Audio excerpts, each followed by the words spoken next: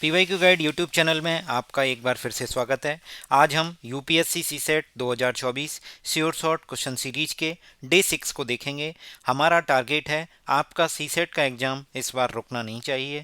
हमें बहुत दुख है कि पिछली बार आप सीसेट की वजह से यूपीएससी के मेंस में अपीयर नहीं हो पाए और हमारी ये सीरीज़ 30 डे चैलेंज सीरीज है। 16 जून 2024 को होने वाले एग्ज़ाम के लिए ये आपके लिए काफ़ी हेल्पफुल होगी। आइए स्टार्ट करते हैं। आज हम डे 6 की शुरुआत करते हैं, जिसमें परम्यूटेशन, कॉम्बिनेशन, प्रोबेबिलिटी के लेटेस्ट क्वेश्चन कवर कराए गए हैं। अपने दोस्तों के साथ जरूर शेयर करें। राज है जो 10 pair of red shoes, red के 10 पेयर हैं, 10 इंटू 2 हो जाएगा मतलब 20। And 9 pair of white shoes, 9 into 2 हो जाएगा 18। And 8 pairs of black shoes, black मतलब 8 into 2 16। If he randomly picks shoes one by one without replacement, ये important वर्ड है, without replacement, from the box to get a red pair of shoes to wear, what is the maximum number of attempt he has to make? Hindi में देखते हैं। राज के पास एक डिब्बे में 10 जोड़े लाल जूते, 9 जोड़े सफ़ेद जूते और 8 जोड़े काले जूते हैं। यदि वह पहनने हेतु एक जोड़ा लाल जूता लेने के लिए डिब्बे में यादृच्छिक रूप से एक एक कर बिना उसे वापस रखे जूता निकालता है तो उसे अधिकतम कितने प्रयास करने होंगे? क्वेश्चन में बोला गया है अधिकतम प्रयास। अधिकतम प्रयास का मतलब यह है हम ज़्यादा से ज़्यादा अपने अटेम्प्ट जो हैं वो फेल करेंगे। जैसे मैंने कहा, मैं जूते मतलब बॉक्स में बार बार हाथ डाल रहा हूँ, मुझे चाहिए रेड पेयर पहनने के लिए, बट निकल के क्या आ रहा है, सारे के सारे वाइट आ गए। फिर दूसरी बार जब मैंने दोबारा हाथ उसमें डाला बॉक्स के अंदर निकालने के लिए रैंडमली 1 बाई 1, तो सारे के सारे वाइट शूज बाहर आ गए। मेरी रिक्वायरमेंट फुलफ़िल नहीं हुई। मेरी रिक्वायरमेंट है कि मुझे रेड पेयर ऑफ शूज़ मिल जाए पहनने के लिए। अब मैंने देखा कि मेरे पास रेड पेयर 20 हैं, रेड पेयर 10 हैं, मतलब 20 शूज़ हैं। अब बॉक्स में केवल 20 शूज़ बचे हुए हैं। 20 शूज़ को हम निकालेंगे एक एक करके। अब हम इसकी वर्स्ट कंडीशन फिर से देखते हैं कि कैसे फेल हो सकता है। मैंने क्या किया, 10 शूज़ निकाले एक एक करके। वो सारे के सारे या तो लेफ्ट हैंड के आ गए या फिर राइट हैंड के आ गए। जैसे ही मैं अब बॉक्स में फिर से 10 शूज बचे होंगे, या तो वो राइट के बचे होंगे या लेफ्ट के बचे होंगे। अगर लेफ्ट के निकाल लिए होंगे पहली बार में तो राइट के बचे होंगे। अगर राइट हैंड के निकाल लिए होंगे तो लेफ्ट लेग वाले बचे होंगे। तो अब मैं जैसे ही एक बार और हाथ डालूंगा तो डेफिनेट सी बात है वो या तो लेफ्ट का होगा या राइट का होगा, डिपेंड करेगा हमने शुरुआत में क्या निकाला है। अगर हमने ये 10 शूज अगर लेफ्ट के निकाले तो जो लास्ट में जो 1 निकालेंगे वो राइट होगा। अगर ये राइट के निकाले तो ये 1 निकालेंगे तो लेफ्ट का होगा। इस तरीके से मेरे पास एक राइट का लेफ्ट का, इस तरीके से एक रेड पेयर ऑफ शूज राज के पास होगा पहनने के लिए। यही हमारे क्वेश्चन की रिक्वायरमेंट थी। यहाँ पे क्वेश्चन सॉल्व हो जाता है। इन सबको जब हम ऐड करेंगे तो इन सब का सम आएगा 45।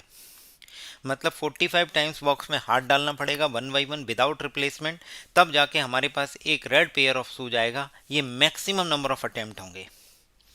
क्लियर है? सबसे अधिकतम अटेम्प्ट होंगे जिसमें 45 बार हाथ डाला जाएगा जूते निकालने के लिए, तब राज के पास एक लाल पेयर ऑफ शूज, लाल जोड़ा जूते का मिल पाएगा पहनने के लिए। नेक्स्ट क्वेश्चन देखते हैं। कोई भी चीज़ क्वेश्चन समझ में ना आए तो उसको पीछे रिवर्स करके देखिए। मैं काफ़ी कोशिश कर रहा हूँ, काफ़ी मेहनत कर रहा हूँ आपके साथ कि इसके आपको समझ में आ जाए, जिससे प्रोबेबिलिटी और पीएनसी में आपका क्वेश्चन गलत ना हो, आपको सोचने का तरीका समझ में आ जाए। यहाँ से आप अपनी थिंकिंग डेवलप कर सकते हैं कि क्वेश्चन को कैसे सोचना है। In how many ways can a batsman score exactly 25 runs by scoring single run, 4 runs और 6 runs only, irrespective of sequence of scoring shots. ये यूपीएससी सीसेट 2023 क्वेश्चन नंबर 5 में पूछा गया है। कोई बल्लेबाज केवल एक रन लेते हुए चौके और छक्के मारते हुए कितने तरीकों से ठीक ठीक 25 रन बना सकता है, जबकि रन बनाने का कोई भी अनुक्रम हो सकता है।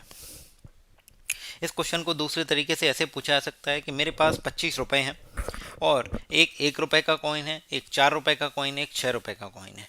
ऐसे कितने कॉम्बिनेशन बन सकते हैं कि मेरे पास 25 रुपए बन जाएं? ये सी सेट 2023 क्वेश्चन नंबर 5 से लिया गया है।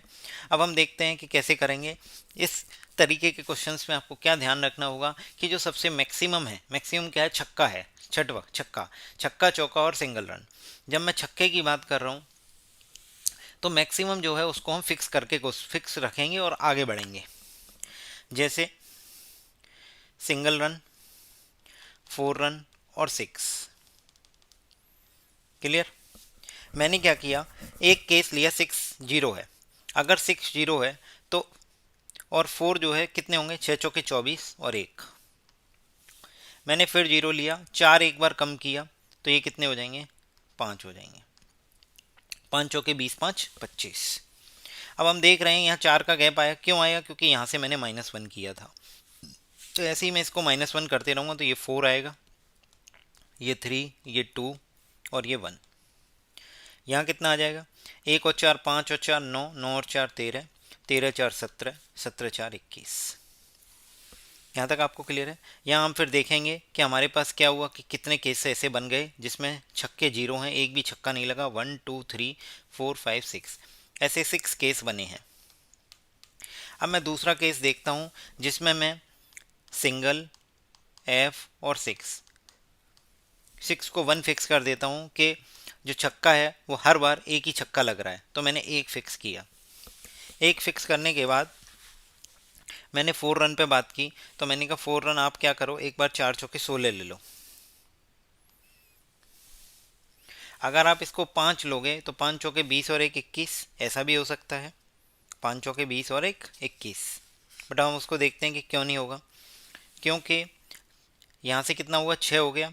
6 होने के बाद हमारे पास कितने बचे रन, 19 रन बचे। 25 में से 6 गई 19। अब 19 को अगर 4 के उसमें डांटना है तो 4 चौके 16 ही लेना पड़ेगा, उससे ऊपर नहीं आएगा, इसीलिए 4 चौके 16 लिया गया है।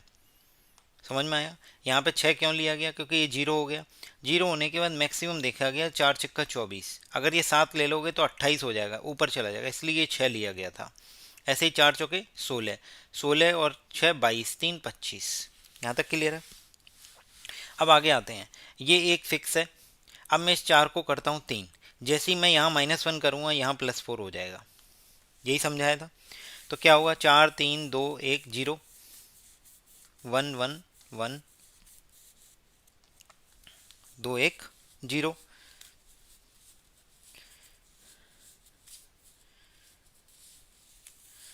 तो इसमें अब क्या करेंगे, 3 और 4 7, 7 4 11, 11 और 4 15। देखो 6 6 4 10, 10 और 15 25। यहाँ तक क्लियर है। यहाँ पे कितने आ जाएंगे, ये हो जाएंगे 19 रन। मैं यहाँ पे एक चीज़ भूल गया, वो मैं आपको बता देता हूँ, उसके लिए एक्सट्रीमली सॉरी। देखिए क्या हुआ, ये जो है 6 केस की जगह 7 केस बनेंगे। ये मुझे कैसे याद आया, क्योंकि जब मैंने यहाँ 0 देखा तब मुझे याद आया कि ये भी तो एक 0 हो सकता है। तो ये सारे के सारे 25, तो इस तरीके से ये 7 केस बन गए। अब यहाँ पे बात करते हैं, तो यहाँ कितने केस बने, 1 2 3 4 5, 5 केस यहाँ बन गए। अब अगली कंडीशन हम रखने जा रहे हैं कि ये जो 6 है इसको तुम 2 ले लो। 6 को कितना ले लो, 2 ले लो। अगर मैंने 6 को 2 लिया तो मैंने कहा 6 दूनी 12, 12 के बाद 25 में से 12 गए, 13 रन बचे। 13 रन को 4 के फैक्टर में अगर तोड़ेंगे तो 4 3 12 ही आ पाएगा और एक यहाँ बच जाएगा। अब फिर से वही सेम साइकिल रिपीट होगी, यहाँ 3 2 आएगा, यहाँ 1 आएगा, यहाँ 0 आएगा, और यहाँ क्या होगा, 1 और 4 5, 5 और 4 9, 9 और 4 13। देखो 6 दूनी 12 और 13 25। तो इस तरीके से ये 4 केस ये बन गए। अब नेक्स्ट हम फिर से आगे बात करते हैं, जब ये 4 केस बन गए तो अगली बार दे, अब देखते हैं सिंगल 4 और 6 पे। फिर से अब हमने 2 फिक्स कर लिए, अब 3 छक्के लग रहे हैं एक मैच में। जब 6 3 18 कर दिए जाएंगे, 6 इंटू 3 18 कर दिए जाएंगे, तो बचेंगे कितने, 25 में से 18 गई 7। अब 7 को अगर 4 से देखना है तो आपके पास केवल एक ही ऑप्शन है, 4 एकन 4, तो ये बचेंगे कितने, 3। अब क्या होगा, अब मैं यहाँ पे क्या करूँगा, एक को करूँगा 0 तो ये +4 हो जाएगा, 3 और 4 7। देखो हर जगह बीच वाली में -1 हो रहा है, इधर वाली में +4 हो रहा है, क्योंकि एक माइनस करने से एक चौका माइनस हो रहा है, तो दूसरी तरफ सिंगल रन में 4 रन आपको बढ़ाने पड़ेंगे। क्लियर। तो ये 2 केस हो गए।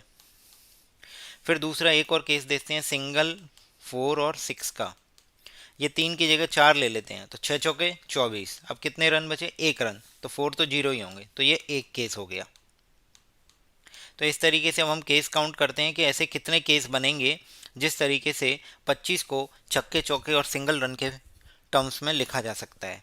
तो 1 और 2 3, 3 और 4 7, 7 5 12, 12 7 19। तो इसका करेक्ट आंसर आ जाएगा 19। 19 केस ऐसे हैं जिनमें पॉसिबिलिटी है कि आप जो 25 रन हैं उनको सिंगल रन, 4 रन और 6 रन में कर सकते हो। तो इसका करेक्ट आंसर होगा 19।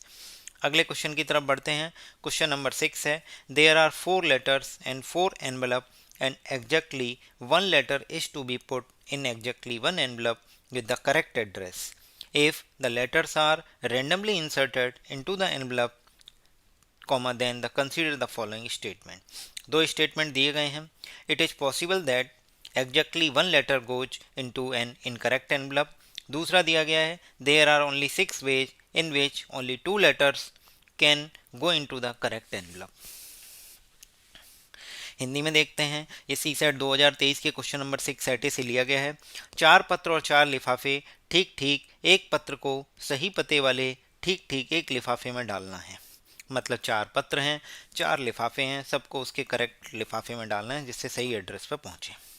यदि पत्रों को लिफाफों में यादृच्छिक रूप से डाला जाता है तो निम्नलिखित कथनों यह संभव है कि ठीक ठीक एक पत्र गलत लिफाफे में जाए. पहला स्टेटमेंट हम रॉन्ग प्रूव करेंगे. कैसे होगा वो रॉन्ग? ये 4 लेटर हैं L1, L2, L3 और L4. ये एनवलप हैं E1, E2, E3 और E4. अगर हमारा एक एनवलप मतलब एक लेटर अगर गलत एनवलप में गया, मान लो L4 जो है E3 में चला गया, तो डेफिनेट सी बात है, ये बिल्कुल क्लियर है, बिल्कुल स्पष्ट है, जो कि आपको सामने दिख रहा है कि L3 को अब E3 में जाने का ऑप्शन नहीं मिला. L3 अगर L2 में जाए E2 में जाएगा, L3 अगर E1 में जाएगा या L3 E4 में जाएगा तो एक गलती और करेगा. तो इसका मतलब एक गलती होने से दूसरी गलती निश्चित है, क्योंकि अगर L4 को E3 में भेज दिया तो E3 का जो करेक्ट है मतलब L3 वो E3 में कभी आ ही नहीं पाएगा. तो आपको जो L3 है उसको E1, E2 और E4 में डालना पड़ेगा, क्योंकि E3 जो है ऑलरेडी L4 से भर गया है. तो इसका मतलब पहला स्टेटमेंट जो है, it is possible that exactly 1 letter goes into the incorrect envelope. तो ऐसा पॉसिबल ही नहीं है. कम से कम 2 बार गलती जरूर होगी. 2 letter goes into the incorrect envelope होगा ही होगा. तो पहला स्टेटमेंट गलत. क्वेश्चन में पूछा गया है which of the statement are correct. अगले की बात करते हैं. There are only 6 ways in which only 2 letters can go into the correct envelope. Only 6 ways हैं कि only 2 letters can go into the correct envelope. कोई दिक्कत नहीं है. अगर करेक्ट एनवलप में 4 में से 2 भेजने हैं, जब भी सिलेक्शन की बात हो कि n वैल्यूज में से r वैल्यूज सेलेक्ट करनी है, जब भी n वैल्यूज में से r वैल्यूज सेलेक्ट करनी हो तो आपको यूज करना होता है NCR. तो यहाँ कितना होगा 4C2. 4 लेटर में से 2 ही लेटर ऐसे सेलेक्ट करने हैं जो कि सही एनवलप में जाएं. बोला गया है there are only 6 ways in which only 2 letters can go into the correct envelope. केवल 2 ही लेटर पे बात हो रही है जो कि सही एनवलप में जाएं. तो 4 लेटर थे, 4 में से 2 चुने गए हैं, तो 4C2, और 4C2 को सॉल्व करेंगे तो कितना आ जाएगा 6. देख लेते हैं 4C2 कैसे करते हैं. जो NCR होता है वो होता है n factorial upon r factorial into n minus r factorial. हमें निकालना है 4C2. 4C2 मतलब 4 फैक्टोरियल, r मतलब 2 फैक्टोरियल, और 4 माइनस 2 n माइनस r मतलब 2 फैक्टोरियल. 4 फैक्टोरियल को लिखेंगे 4 into 3 into 2 factorial upon 2 factorial into 2 factorial से 2 फैक्टोरियल कट जाएगा. 2 फैक्टोरियल कितना होगा 2 इंटू 1. तो 4 इंटू 3 अपॉन 2 इंटू 1 तो कितना आ जाएगा 6. तो ऐसे 6 वेज हैं जिसमें 2 letters can go into the correct envelope. तो इसका करेक्ट आंसर हो जाएगा B, 2 ओनली. नेक्स्ट क्वेश्चन देखते हैं. Question number 36. अभी हमने रिसेंटली एक वीडियो में देखा है, बाकी मैं आपको दोबारा से समझा देता हूं. ये सेट है कि क्वेश्चन नंबर 36 से लिया गया है. A box contain 14 black balls, 14 black balls,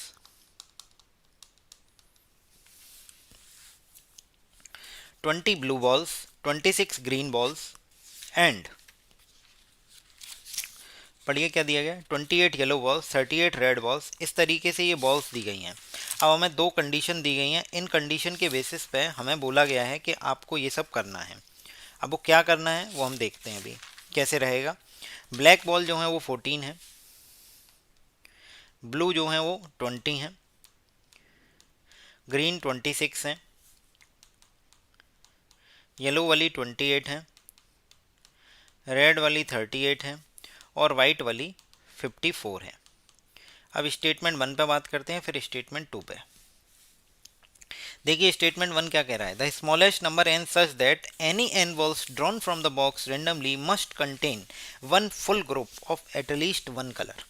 मतलब हमें इस तरीके से बॉल उसमें से निकालनी है कि हमारा एक ग्रुप रेडी हो जाए किसी एक सिंगल कलर का, चाहे वो ब्लैक का हो जाए, चाहे ब्लू का, चाहे ग्रीन का, चाहे येलो का, चाहे रेड का, किसी एक का रेडी हो जाए कम से कम। तो हमने कहा, जब इसने बोला कि मिनिमम वैल्यू बतानी है स्मॉलेस्ट, तो हमने क्या किया, हमने सोचा क्यों ना ऐसा किया जाए कि सारे जो रंग हैं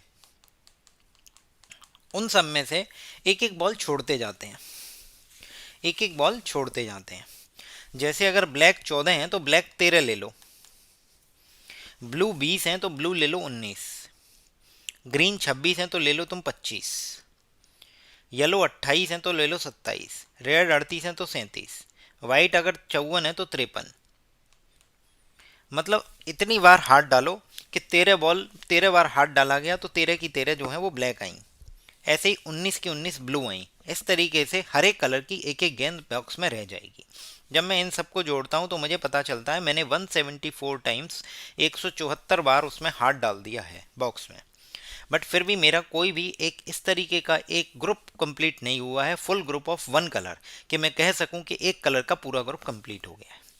अब जैसे ही मैं इसमें एक बार और हाथ डालूंगा, मान लो अगर वो एक बार हाथ डालने पे ब्लैक आई तो ब्लैक के 14 हो जाएंगे और कवर हो जाएगा। मान लो दूसरे नंबर पे ब्लू आई तो ब्लू का कवर हो जाएगा 20 का, ग्रीन आई तो 26 का कवर हो जाएगा सॉरी, येलो आई तो 28 का, रेड आई तो 38 का, और वाइट आई तो 54 का। इस तरीके से जैसे ही मैं 174 के बाद जैसे ही एक बार और हाथ डालूंगा बॉक्स के अंदर तो मुझे पता चलेगा कि मैंने 175 जैसे ही बॉल निकालूंगा तो मुझे पता चलेगा कि मेरे पास एक ऐसा ग्रुप क्रिएट हो गया है, वन फुल ग्रुप क्रिएट हो गया है जिसमें एक ही कलर है। नेक्स्ट क्वेश्चन में डिफरेंस समझिए। नेक्स्ट क्वेश्चन में डिफरेंट चीज पूछी गई है, the smallest number m such that any m balls drawn from the box randomly contains at least one ball of each colour. अब हमें एक ऐसा ग्रुप बनाना है कि उस ग्रुप में हर एक रंग की एक बॉल हो, ब्लू की भी हो, रेड की भी हो, ब्लैक की हो, ग्रीन की हो, येलो हो, वाइट हो। इस तरीके से टोटल ये 6 कलर हैं, तो 6 बॉलों का एक ग्रुप बनाना है कि 6 कलर उसमें हों। तो मैंने क्या किया, अब इसमें भी बोला गया आपसे स्मॉलेस्ट पूछा गया है, तो हमने क्या किया कि जो सबसे मैक्सिमम वाला है, मैक्सिमम वाला कौन है, वाइट। वाइट की मैक्सिमम बॉल्स हैं 54। तो हम क्या करते हैं कि 54 की 54 बॉलों को छोड़ देते हैं, हम सारी की सारी बॉलें निकाल लेते हैं। जैसे 14 ब्लैक निकालनी, ब्लू 20 निकालनी, ग्रीन 26 निकाली, येलो 28 निकाली, रेड 38 निकाली, प्लस अब जैसे ही मैं इतना सारा उसमें बॉक्स में एक बार हाथ डालूंगा तो इतने मतलब हो गया 126। जैसे ही मैं 126 हाथ डालूंगा तो मैंने देखूंगा कि मेरे पास किसी एक कलर की कमी है। कैसे भैया, ब्लैक कंप्लीट हो गए, ब्लू हो गए, ग्रीन हो गए, येलो हो गए, रेड हो गए, एक ही कलर की कमी है, वो है वाइट कलर। जैसे ही मैं एक बार और अपना हाथ आगे बढ़ाऊंगा और बॉल निकालूंगा तो डेफिनेट सी बात है वो वाइट ही आएगी, क्योंकि हमने ब्लू ग्रीन येलो रेड इन सबकी मैक्सिमम बॉलें निकाल चुके हैं जितनी बॉक्स के अंदर है। तो जैसे ही मैं 127 बार हाथ डालूंगा बॉक्स के अंदर तो मेरे पास एक ऐसा ग्रुप क्रिएट होगा जिसमें ब्लू भी होगा, ब्लैक भी होगा, ग्रीन होगा, येलो होगा, रेड होगा और वाइट भी होगा। तो इसका करेक्ट आंसर आ जाएगा 127। 127। तो इसका दूसरा स्टेटमेंट गलत हो जाएगा, इसका करेक्ट आंसर आएगा 1 ओनली। नेक्स्ट क्वेश्चन देखते हैं, question number 47। What is the sum of all four digit number less than 2000 formed by digits 1, 2, 3, 4 where none of the digits is repeated? एक 4 डिजिट का नंबर बनाना है जो कि 2000 से छोटा हो। 2000 से छोटा होने का मतलब ये हो गया कि उसका जो जो सबसे पहला अंक होगा वो 1 होगा, ये फिक्स हो गया। क्योंकि अगर 1 से बड़ा हो जाएगा मतलब 2 हो जाएगा तो 2000 से डेफिनेटली बड़ा होगा, 2 हो जाएगा तो 2000 से डेफिनेटली बड़ा होगा। तो वो नंबर क्या होगा, 1 होगा। उसके बाद हमसे ऑल 4 डिजिट नंबर बताने हैं। तो मेरे पास जब मैंने 1 फिक्स कर दिया तो मेरे पास डिजिट बची 2 3 4। क्या बची? 1। मेरे पास भरने के लिए अब डिजिट जो बची हैं वो 2 3 4 है। तो मैंने फिर क्या किया, मैंने कहा एक को फिक्स करके देखते हैं। 2 2 3 4 4 3 1 1।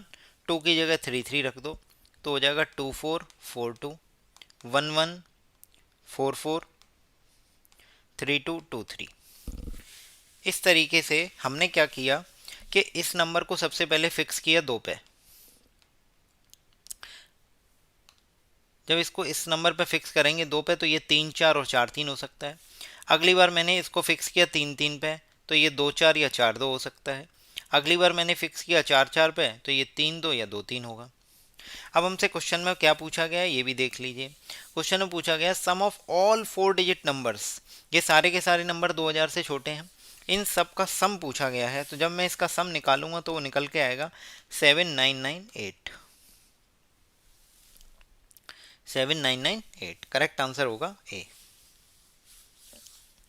नेक्स्ट क्वेश्चन देखते हैं, question number 48। What is the number of selections of 10 consecutive things out of 12 things in a circle taken to the clockwise direction।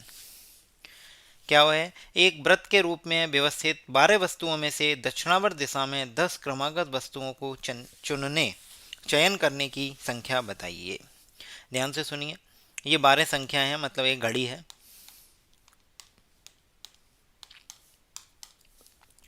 मैं लिख देता हूँ 12 9 3 6 5 4 1 2 10 11 7 8। अब क्वेश्चन में हमसे पूछा गया है कि क्लॉकवाइज चलना है और 2 सेलेक्ट करने हैं इस तरीके से। 10 कंज्यूगेटिव थिंग्स सेलेक्ट करनी है out of 12 in a circle taken. मैंने सबसे पहले 1 से लेके 10 तक लिया, 12 में से 10 कंज्यूगेटिव थिंग्स हैं। अगली बार मैंने मतलब 11 12 छोड़ दिया। अगली बार मैं 12 और 1 छोड़ूंगा तो मैं 2 से लेके 11 तक लूँगा। तो जब मैंने देखा कि पहली बार आपने 11 12 छोड़ा, अगली बार 12 1 छोड़ोगे, फिर 1 2, फिर 2 3 3 4 4 5 5 6 6 7 11 12 12 1 6 7 7 8 8 9 9 10 और 10 11। जब मैंने कहा कि मैंने पहला जो 10 कॉन्जिक्यूटिव डिजिट्स जो भी हैं नंबर हैं उनका जब ग्रुप बनाया तो मैंने 11 12 को छोड़ा। अगली बार मैं 12 1 को छोड़ूंगा, अगली बार 1 2 को, अगली बार 2 3 को, अगली बार 4 5 6 6 7 8, फिर 8 9, फिर 9 10। तो यहाँ से मुझे पता चला कि वो नंबर जो है वो कितने पॉसिबिलिटी हैं कि ऐसे कितने सिलेक्शन हो सकते हैं। तो 1 2 3 4 5 6 7 8 9 10 11 12। तो ऐसी टोटल 12 पॉसिबिलिटी ऐसी हैं कि हम एक सर्कुलर में 12 संख्याओं में से 10 कंज्यूटिव संख्याओं को निकाल सकते हैं 12 ऐसे बार। अगर यही क्वेश्चन ऐसा होता कि ये लीनियर लिखी हुई हैं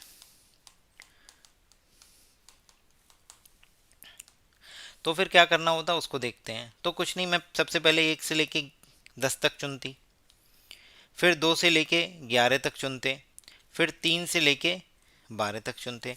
तो ऐसे 3 ही केस पॉसिबल होते। जबकि सर्कुलर वाले में क्या हो रहा है, ये 12 के बाद उधर से भी घूम जा रही है, यहाँ बढ़ रही है और यहाँ तक कंसीडर कर रहे हैं। तो यहाँ से मैं पता चला कि जब सर्कुलर है तो उसमें करेक्ट आंसर इसका कितना आएगा 12। अगर लीनियर होता तो आंसर आता 3। क्वेश्चन नंबर 66 की बात करते हैं। क्वेश्चन नंबर 66 क्या है, जूम करके दिखाता हूँ।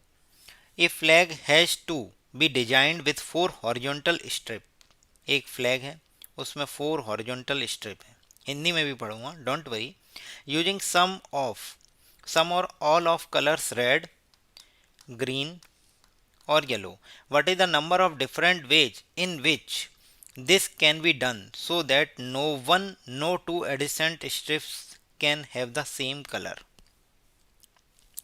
देखिए बता देता हूँ, किसी ध्वज को लाल हरे व पीले रंगों में से कुछ या सभी रंगों का उपयोग कर 4 क्षैतिज पट्टियों द्वारा परिरूपित किया करना है।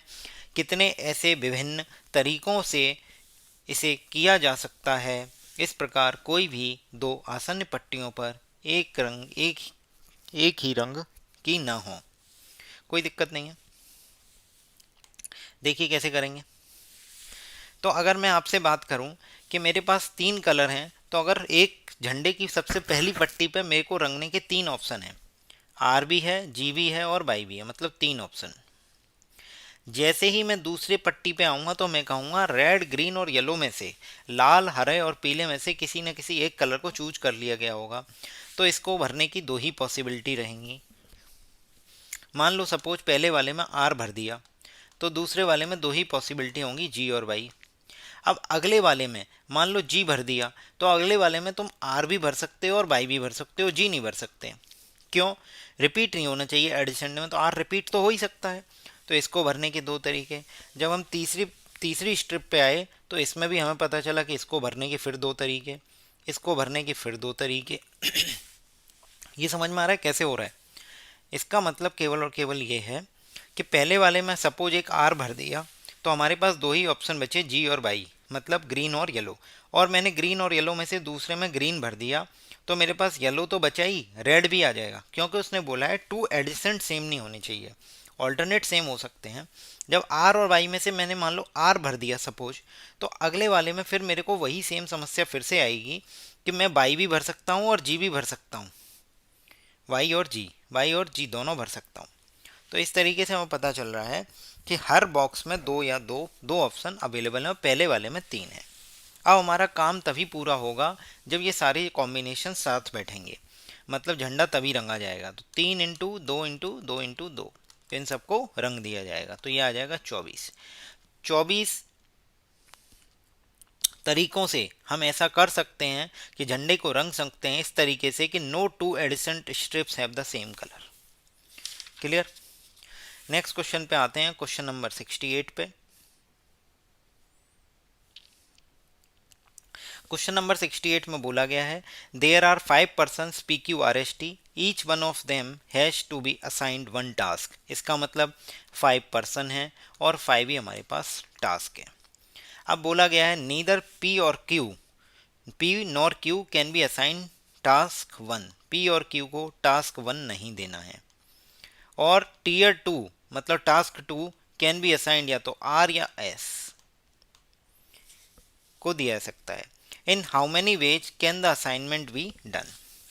P Q R S T 5 व्यक्ति हैं, जिनमें से प्रत्येक व्यक्ति को एक कार्य सौंपना है। ये देखो सेम कॉन्सेप्ट पे क्वेश्चन आ रहे हैं, ये हमने जो अभी कॉन्सेप्ट सीखा वही सेम कॉन्सेप्ट इसमें लगेगा। 5 व्यक्ति, प्रत्येक व्यक्ति को एक कार्य सौंपना है। कार्य वन न तो पी को न ही क्यू को सौंपा जा सकता है। कार्य टू या तो आर को या एस को ही सौंपा जाना है। कार्य कितने प्रकार से सौंपे जा सकते हैं? अब मुझे पता चल गया कि जो टास्क वन है, टास्क टू है, टास्क थ्री है, टास्क फोर है और टास्क फाइव है। जो टास्क वन है उसको भरने के कितने तरीके हैं। जब मुझे उसने बता दिया कि टास्क वन जो टास्क वन है उसमें ये चीज़ उसने क्लियर कर दी कि पी और क्यू नहीं आएंगे। जब पी और क्यू नहीं आएंगे तो आर एस टी ही आ सकते हैं। क्या आ सकते हैं? आर एस टी आ सकते हैं। उसके बाद फिर मैंने दोबारा इसको करने की कोशिश की। जो टास्क टू है उसके लिए भी एक कंडीशन दी गई है।